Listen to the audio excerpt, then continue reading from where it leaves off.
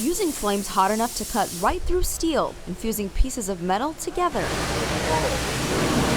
What if I told you these are high school students?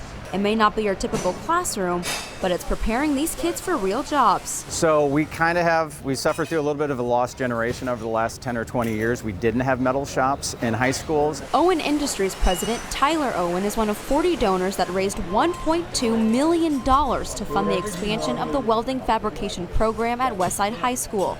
It's going from this to this. This is less of a donation as it is an investment. So we already have some of these kids who graduated from Westside working in our shop. The new facility doesn't look like much yet, but the idea is to get more students interested in skilled trades like engineering and welding and expand our future workforce. It's not a dirty job.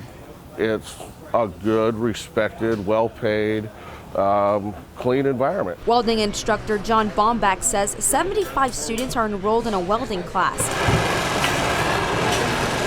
28 are getting college credits. And then they go and they could register for Metro course at a discounted tuition, so you end up with high school credit and 3 college credit hours per class. It's nice to know that I can be taking college course classes at such a young age, so I get college credits now, so I don't have to take the classes when I'm in college. Sophomore Braden Craig says the programs at Westside High School gives him the chance to try new things. I get to look into so many different careers, especially in welding, so I'm excited. In Omaha, Naya Gonzalez, KETV News Watch 7.